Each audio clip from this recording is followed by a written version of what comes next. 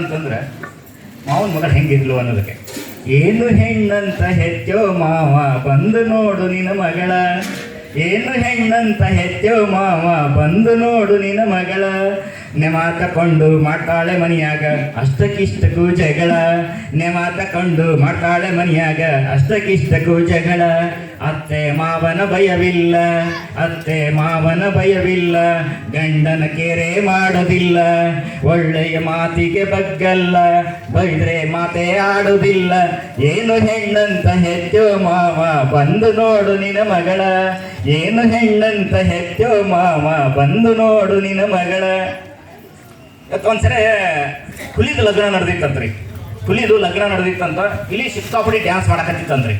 ಹುಲಿ ಲಗ್ನ ಇಲ್ಲಿ ಡ್ಯಾನ್ಸ್ ಮಾಡಕತ್ತಿತ್ತು, ಜೋರ್ದಾರ್ ಡ್ಯಾನ್ಸ್ ನಡೆದಿತ್ತು, ಮೆರವಣಿಗೆ ಹೊಂಟಿತ್ತು. ಹೋಗ್ತಾ ಹೋಗ್ತಾ ಹೋಗ್ತಾ ಮುಂದೆ ಇಲ್ಲಿಗೊಬ್ರು ಯಾರೋ ಕೇಳಿದ್ರಂತ, ಅಲ್ಲೋ ನಡೆದಿತ್ತು ಹುಲಿ ಲಗ್ನ, ನೀ ಯಾಕೆ ಡ್ಯಾನ್ಸ್ ಮಾಡಕತ್ತಿ ಅಂದ್ರಂತ. ನಾ ಮೊದಲು ಹುಲಿನೇ ಇದ್ದೆ, ಲಗ್ನಾಗಿಂದ ಇಲಿ ಆಗಿನಿ, ಅದಕ್ಕೆ ಡ್ಯಾನ್ಸ್ ಮಾಡಕತ್ತೀನಿ ಅನ್ನಂತ.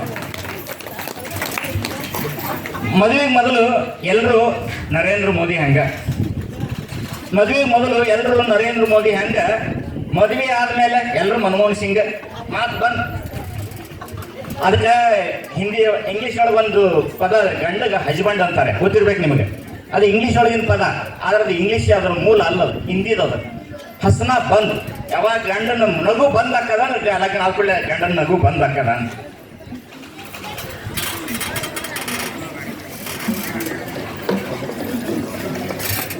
ನೀವು ತುತ್ತಮುತ್ತ ಫಿಲ್ಮ್ ನೋಡಿರಿ, ಭಾಳಷ್ಟು ಜನ ತುತ್ತಮುತ್ತ ಫಿಲ್ಮ್ ನೋಡಿರಿ, ಗಂಡನ ಬಾಳೆ ಹೆಂಗದ ಅಂತೇಳಿ ನಿಮ್ಗೆಲ್ಲ ಗೊತ್ತದ.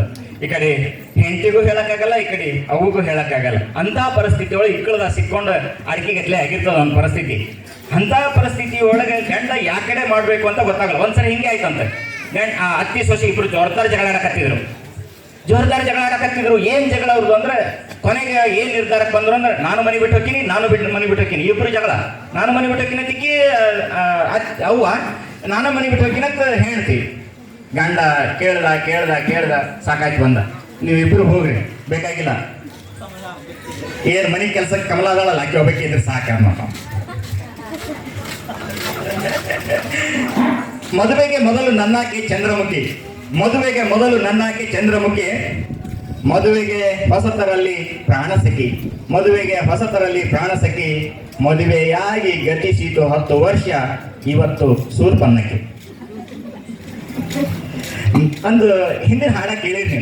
ನಾನೊಂದು ಮದುವೆಯ ಮಾಡಿಕೊಂಡೆ, ಮನದಾನಂದವನ್ನು ನಾನು ಕಳೆದುಕೊಂಡೆ, ನಾನೊಂದು ಮದುವೆಯ ಮಾಡಿಕೊಂಡೆ, ಮನದಾನಂದವನ್ನು ನಾನು ಕಳೆದುಕೊಂಡೆ.